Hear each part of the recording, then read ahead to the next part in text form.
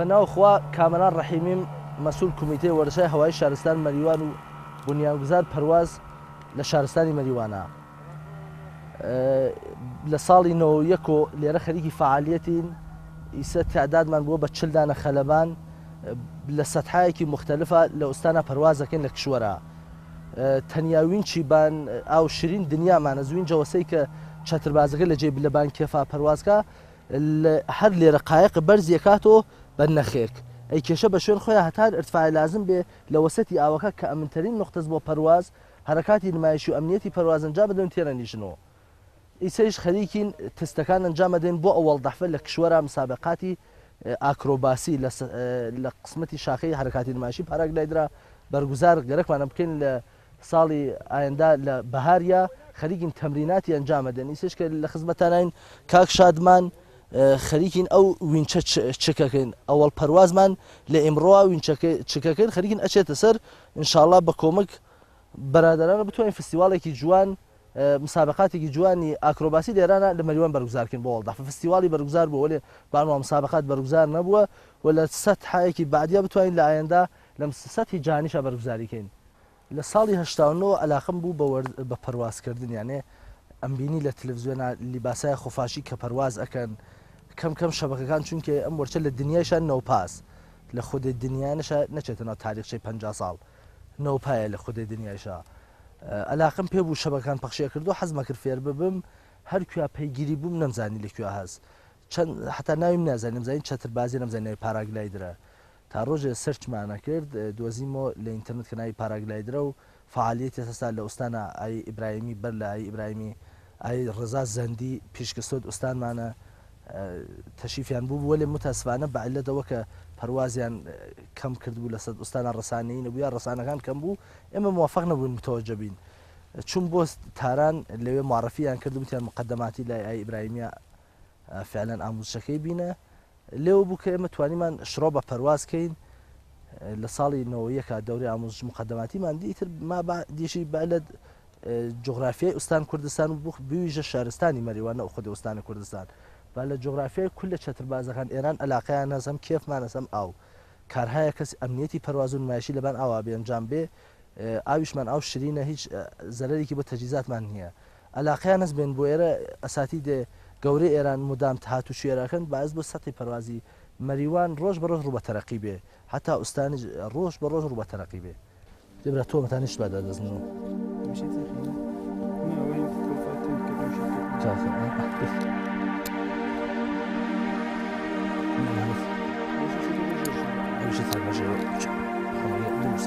كاكا توا قبول دروس برا توا يا اما خريكين نخكي بيو بسين بخد السنغالي اخو كتشات بازك كيشه تبع ايوه بس مش اه يا خير شيء كاكا جان ان شاء الله شي تبرواز اللي اقر احيانا بات خوار ديالنا او هر استقامتي چونكي اتكيشه تبع هر وقت نیاز زانی بەوە کە خۆت جیاکەی تۆ ئەمڕ ریزە بکێشە تۆ جیابیکەیت مستەقلی بۆ خۆت بە حیج ئەیان وەسەڵێت بە شەکرەکەیت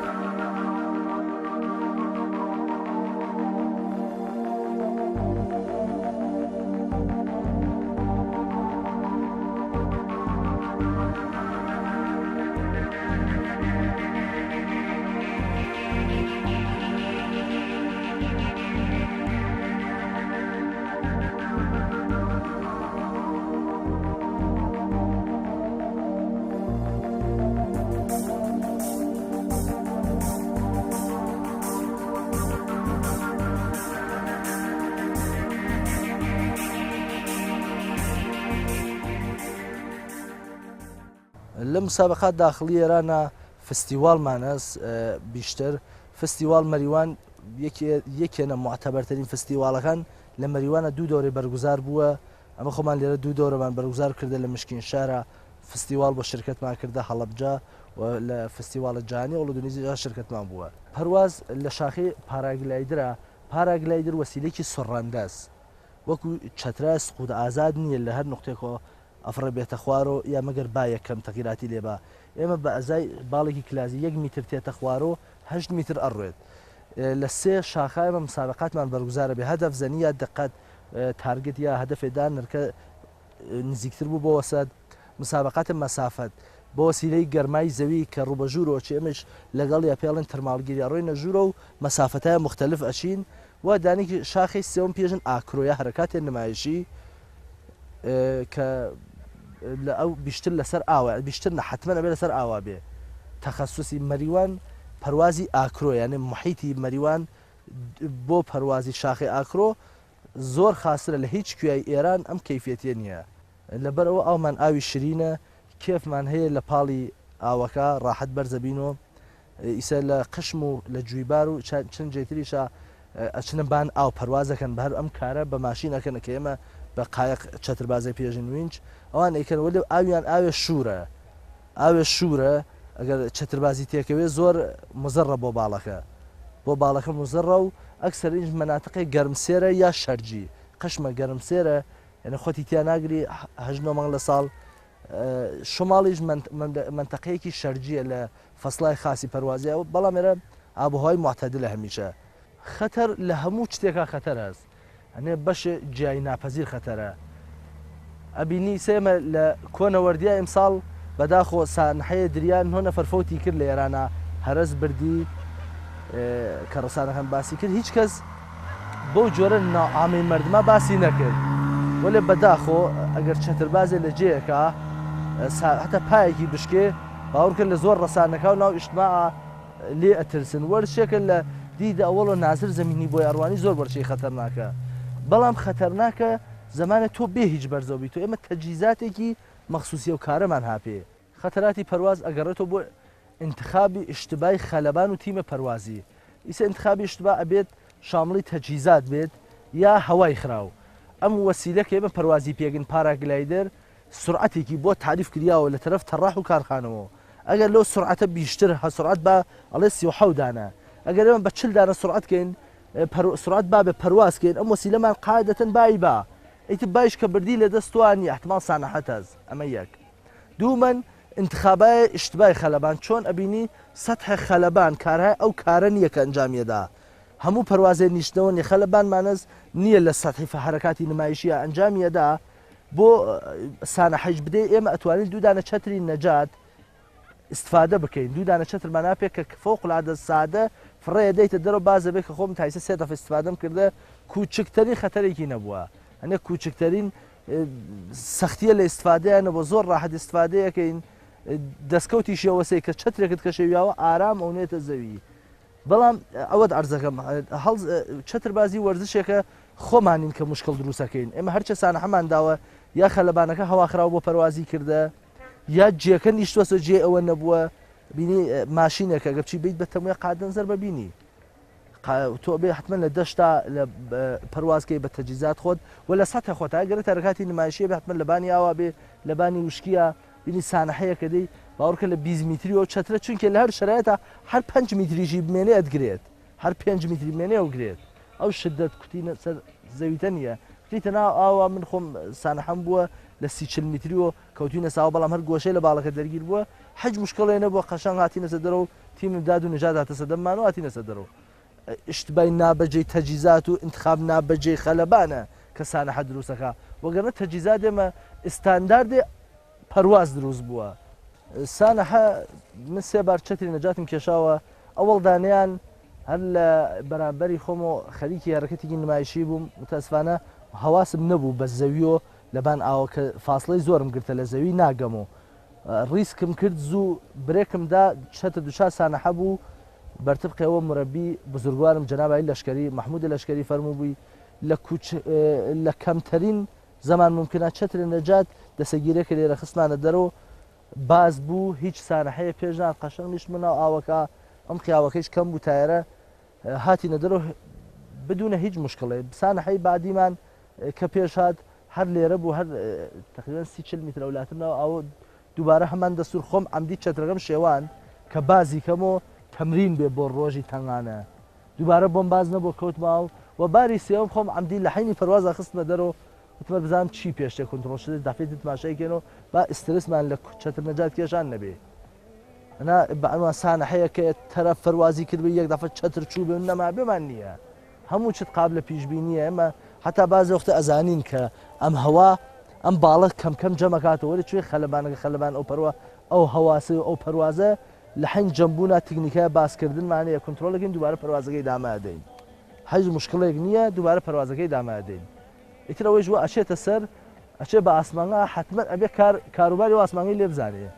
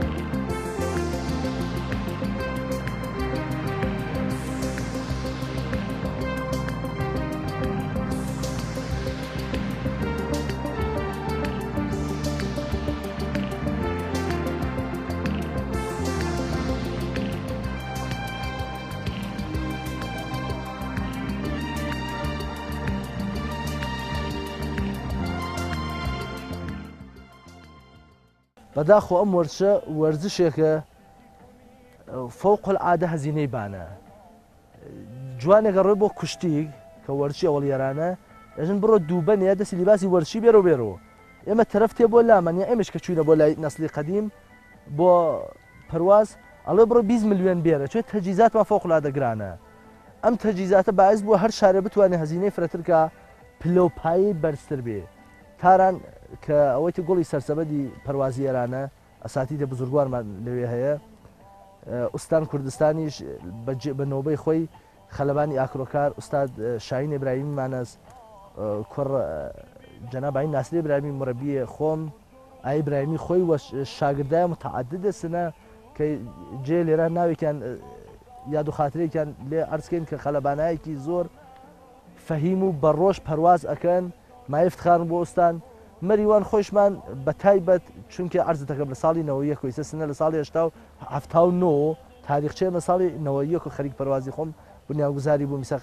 غاڵب بە 42 نەفرە پەروازەکەین توانیمانە خۆم بەڕێوەبەری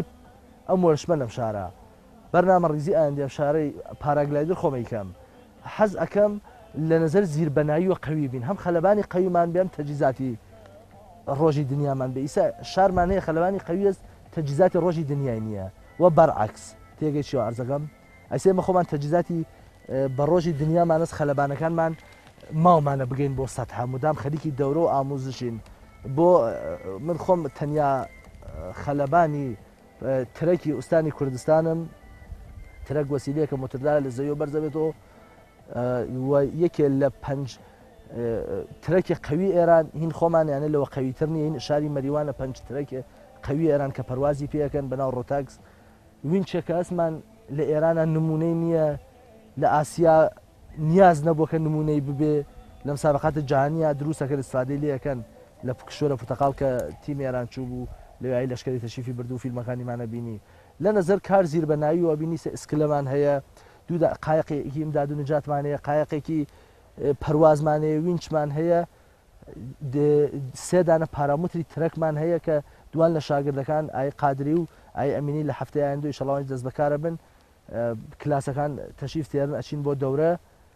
وینجبەنی خاصمان هەیە خەریکین تیمێکی قەوی دروستەکەین ئینشەڵا سەمەرەی بۆ نەسڵای دوای ئێمەتێن وەک ئێمە دەسوپا شکیاو نەبن زمانە من پەروازم کرد لەسەرەوە هەردا ئەو نە ئسترسی بوو بۆ مردم ئیتر خۆم بەجێ خۆی وێڵکە چون من حتمما قبولم کرد کە چوومەویان باوەڕ کە لەسەر ئەو هەردا پەرواز مەکرد مردم قورعانی لێ بەرز مەکردەوە ئەی تو ئەم قورعانە پەرواز بەکە ئەمری بە قسەی ئەو ڕاستیە کرد چون ئەو ئەترسا فەقیر لەبەر دڵ من نەیوت شکر ئەمڕۆ وای پێ هاتووە ئەبینی لە هەر کوێ ئەنیشیتەوە ئەژێ چەتربازەکەس بابێ بۆ لامان لە هەر باخ و لە هەر سوچێکە ئەنیشین و باوەڕ کە تەواو ئاوایەکانە ماشناسن بەم دەوری زریان لە هەر کوێ ئەنیشینەوە بەعنوان کەسێکی نۆپا بۆمان ناڕوانن بە کەسێک تکراری بۆمان ڕواژە کوڕەکان خۆمان بابێن بنیچنەوە شکر بۆخوا لەو نەزەرۆ جایگامان خاصە ڕۆژ بە ڕۆژیش خەریکین سەرەکەوین بەرنامەی من بۆ ئەم وەرزشە ئەوەیە کە بتوانم زمینەیەک و بەستەرێکی جوان دروستکەم بۆ نەسڵای ئایندە کە تێن دەسوپیان گوم نەکەن بزان لە کۆ شڕۆکەن لە کۆ خروجیان بێ ورودی و خروجیمان بێ بتوانمە وەرشەکەم بە وەرچێک جەمبەی اقتصادی ببیانێت تەرەفێکە تێ لێرە وەک سەرفەکە جوانی ئەمڕۆ تێتە وەرشە چەترێگەسێنێت دەوراتە مقدماتی هەزینەکە پیشڕەفتەکە تێتەبان ساڵ بە ساڵ وەک چۆن کلاسی دانشگاچێت لە ئاخرسەڵۆ کە حرفەی دەرتێ بتوانێت بەنوان شغڵی لێرە بەرە بەرداریکە بارە بەرداری ئەمە وەسیسە مسافرکەشیەکەین لەسەر هەردۆ لەم سنووە بە قایق مسافر بەرزەکەینەوە و بە ترەکیش مسافرکەشیەکەن سافری سوارە بێ بەرزەکەین دەورێکی بێدێن ئەنیشینەوە هەدەفمەوەیە بتوانین بە کۆمەکی مەسئولین و هەمانکردن لەگەڵ ئەوانە کە ببینن واقعان خەریکین تەوسعی ئەدەین هاوکاریمانکەن لە هەچە بوارەوە هاوکاریمانکەن بتوانم بەستەری ئامادەکەم کە ئەگەر نەسڵ ئایندە هاتنە ناوم وەرزشە وەک دانشگای ئەلمی کاربردی بێنە ناوینە وەک دانشگاکانی حاڵی حاضر کە تەرەفەچی هەزینە سەرفەکە ئاخرسەرەوە دەستفرۆشە بێت لێرە واقعان چت فێر ببێ بتوانێت لەوە کە فێرە بێ ئیسفادەی لێ بکەین لایەندا بتوانین بەعنوان شغڵێ بەعنوان کەسەبەیەک بەعنوان هونەرێک کە تەرەف لێرە پەروازەکە خود بەخود توریست جەزبەکە ئیسە ئەبینی ئەم شاریەمە شارێکی توریستیە نە نەفتخیزە نە شارێکی سەنعەتیە مەجبورن ڕووبێنین ڕوو بە گەردشگەری و جەزبێ توریست جوانترین شتەیانێ باوەڕکە حیچ شتێک بە جورئەتەوە لێم حیچ شتێ ناتانێت شان بە شانمان بێ لە جەزبێ توریستە ئەنێ تۆ حرسکە بێژە چی ڕشتێ وەرچی دنیای بێرە مەریوە مسابقاتی بەرگزارکە و دوو چەتر باس بە ئاسمانەوە بێت بەرابەری ناکا لەگەڵی ئیتر ئەمە ذاتی ئینسانە خۆشی تێری ئێمە پەروازەکەین ماشین بە دەور لەبارەکەێتە شوێنمان چەترەکان ئەمڕۆ وای پێاتووە هەموو کویاکەی چینە شە بڵێ هین کوایە ئەلمی کوایە ئەلمی بە ڕۆژی ئوروپایە لە کشوەرەکانی ئوروپایە دروستە بێ سریە لە شرکەتەکان فقط دوختیا لە چینا سریک ژەرا لە ئوروپاوە لێ تەڕاحی و کار هەر هەمووی کاری ئوروپایە چترا کاری ئوروپایم چترە تشکیل ستیەمە سەنگەڵیەکە پێژن هارنێز کۆمەکیەکە چترە لە بانسەرە کامەڵ لەگەڵ کڵاوە پەروازیە کامل لە ئوروپاوە تێ بۆمان ئیتر احتماڵی هەست تحت لیسانس بێ لێ چینۆ بێت لێرانیشان نمایندەیەکانی هەست کولەن هەرچێ باڵز لە دنیا ئەوانەی کە معتەبەر بێت لێرانیشان نمایندەی هەست قیمەتی ستێ باڵی 16 ملیۆن و 500,000 تمەن بۆ هەفتەکە ئەم هەفتە 18 ملیۆن تمەنە بالەتی تەوەڕماتی بازار ئاتوچووەکە متاسفانە فۆقڵادەگرانە و ئەوەش نییە تۆ چەترێک بسێنی بتوانین ساڵیانە ساڵ پەروازی پێ بکەیت بە مازەوە کلاسێ پەروازی چووەبان باڵهای سرعەتی ترە سێنی تەجیزاتی سرعەتی تر و مەسرەفیشە خود پەرواز شتێ مەسرەفیە تەجیزاتمان ئەلیافێکی مەخصوصی نەفتیە غێرە قابلە نفوزی هەوایە پێژن کاناپی یا باڵ بۆیە پێژن باڵ چونکە گرد نییە تا چەتر بێ یەک دەفە بای تێچێتێ بۆ شرایط خۆیە وێسێ یەک دەفە بای تێچەوە با بچێت و خاڵیەوە بێتەوە تێگەی چوارزەکەم یا باکە لە جێ کۆپچێ باز پەروازەوە بێخۆی پرۆسەیەکی خاصی پەروازی است کە فەرموڵاتی خاصی پەروازی است جنسی پارچەیەکی نەفتی زۆر سۆک و بە کەیفیەت و بدونە دەرزی هەوایە ڕۆغەنێکی خاصا بەسەریەوە هەتا ئەو ڕۆغەنە بمێنێ قابلە پەروازە ئەو ڕۆغەنە مەسرەف و کەیفیەتە مەسرەف و متاسفانە ئەویش قابلە پەرواز نییە بە عنوانی ئاموزش ئێمە ئەڵێن بە هونەرجوویە کە ڕۆژی ئەوڵ تێبۆلامان ئەڵێن 30 ساعت عملی لەگەڵت کارەکەین لەگەڵ 6 ساعت تێوەریە تێوەری بۆی تۆزیە هەدێن ئەمەڵیش خەلەبانمان هەست بە 15 شەو 20 شەو وای پێ هاتووە کە بە بیسیم لەسەر ئەو هەردوو پەروازەکە هاتووە نیوەی تۆ 15 شەو شەو ڕۆژ بەیەکەوە بووین خەلەبان یەکشمانست 2 مانگ 3 مانگ تولی جێچ و وەختی نەبووە ولی تۆ مانگێکی بۆ بدا بنە تا بتوانێت بە سوورەت بیسیم لەوەیەکی بیخاتە پەرواز یەک مانگە بە ئەبێ بڵێن ئەو ترسە لە دڵی دەربێرین چون ئەسڵ ئیتمینان پێدانیە لەم وەرزشە ئەسڵ خودە پەروازەکە نییە ئیسە خەلەبانمانەس ئەو وەسیلە وا دروست بووە هەر جۆرە تەرەفی پێوەبەسی بێژە هیچەکە چێتە پەرواز وەلێ من ئەو ئیتمینانە چۆن بدەم بە جەنابە کە جەنابە ئیتمینان بکەیت لە پشت وەسیلۆ دانیشی پەرواز کا بچێتە حداقل ئرتفاعێکی 500 متری ئەوە یەک مانگ ئەبا من شڕایکم بە جەنابە لە سەتێکی ئارام و دوای بە سەتێکی شیبدار نییە فشارت بۆ تێ کەمکەوەشی بدارەکەم بەرز دەکاتەوە ئەلایەقت ئەچێ بەڕووی بەتەرەفەوە بەرزەوە بیتەوە حەزەکەی بڕۆیتە بانتر وەختی هەواست تێتەوە بەخۆتایی لە 5 میتریا تێگەی وەلێ نییە کەم شڕات کردە متەوەجەی ئەو زەمانە نابی ئەو ارتفاع نابی تا کەم دڵی پێدەی ئەبێ کەسێک کە دێت شاخی پەرواز انتخابەکە لە وەحلێ ئەوەڵە لە نظر ماڵیوە تا حدودە تامین بێ چونکی ئەلافی زۆرە ئەلافیەکەی باعثە بێ نایڵێ کار ڕوزمەڕێژ ئەنجام بێ یەک تەجیزاتی فۆقڵادەگرانە ئەمە مهمترین گزینەیە جارێ بۆ شڕۆیان ترسیشی کە ئەفەرمن خانم ئەوڵەن من ئەوە کە دیمە بانوان نەترسرن لە ئاغایان چێ بانوان تێن بەسەرەوە هەردە سوار ئەبن ئسترسیان نیە بەڵام ئاغایان مقدار ئسترسیانی تر بە هەر باس ڕۆحیە ئسترسیان هەست ئەبێ کەسێک تێتە ناو مۆرشە دوای ئەوە لە نظر ماڵیوە تەمین بێت کەسێ بێ وەختی ئازاد بێت فرە ئسترسی نەبێ فرە ڕوو بە حاشیە نەچێ خورافە پەرست نەبێ فرە بەشن خورافە پەرستیەوە بی ئەنێ خورافات هۆش و بێ هەواست بێ ئیمشەو خەوێکم دیە بەیانی خەو بۆ ئێمە هەچەشەوە بینیە ئەبێ واقعگرا بێ ئینسانێک بی بەڕاستی بگەیبەوە بزانیت کە ئەم وەسیلە دروست کراوە بۆ ئەم کارە ئەگەر گەیت بۆ دەرەجە ئەتوانی بە زۆر دەرەجاتتر لە زیندگی و لە پەروازا بگەیت ئەگەر سیستم بتوانێت سیستمی حکوومەتی یارمەتیایەکمان بدا بەڕاستی ئەتوانین زۆرتر سەرکەوین حتا بە سوورەتێکی وام چۆن وامی زدووە وامێکی کەمدە بەهرە وامی 18% 34% و 50% دەرتێ وامێکی کەم بەهرە لە تەرەفی وەرش و جوانان و لە قاڵبێکی سیستماتیک و پێمان بدا بۆ هونەرجوایە کە تێنە ناوڕشتە باوەڕکە زۆر پیشرەفتی فرەتر پێدەین بتوان پوڵێکمان بۆ تەرخان بکەن بۆ شوێن و ڕێمان بۆ هاتوچووی سەرۆمان جایە کە جادنیەک یارمەتیمان بدەن جایە کە نیازمان بە کۆمەک هەز ئەلبەتە هەمیشە کۆمەک کراوین لە نظر ماڵی و جوانهایە کە علاقەیان هەیە و متاسفانە پوڵ نییە بتوانێت 15 میلیۆن تۆن وامی پێ بدا بە دەرسەدێکی 4% و هەم جوانەکە مەشغوڵ ئەبێت هەم کارەکە کارێکی خێرە وەرزش مقدس بۆ لە هەموو ئەدیان و هەموو جەوامع توانیتە تۆ کەسێک ڕوو بە وەرزش ببەی بەڵام بەڕاستی جێ ئەوە هەز یارمەتیمان لە تەرەفی سیستمەوە بۆ بێ لە تەرەفی وەرش و جوانان یارمەتیمان بدەن تامش بتوانین تەوسایی بدەن ئێستا زۆر ئستعدادمان هەست باوەڕکە لەبەر ئەوە پوڵی نیە ناتانێت پەروازکە دی خۆ ناشکرێ ئەمە بنین لە 20 میلیۆن خۆ هەر کاشکی هەر خودت تەجیزاتەکە بوو منیسە خۆم برام هەست علاقەمەندە بە پەرواز متاسفانە وەزیەت ماڵی ئەتوانم چەترێکی بۆ بسێنم ئایا فقط چەترەکە بە هەر سرویسە ماشینە مەچینە سەر 50,000 تۆنە ماشین ئەگەر نەفرێ بیگە 5 نەفەر بی ئەگەر 10 نەفەر بی 50,000 من کرای ماشینە ئەو ڕۆژە دەفەوتێ ئەو قایەقە ئاغەیەک و قایقا لەسەر ئەوە هەزینە بەردارە ئەگەر چوارزەکەم بتوانێت سیستمێکمان بۆ بچنە ئێمەش بەوە بگەین بتوانین کار بکەین ئەتوانین هەزینە بکەین وە تەرەفی سەرمایە گوزاریکە لە سەرمایە گوزارەکەی پوڵ بباتەوە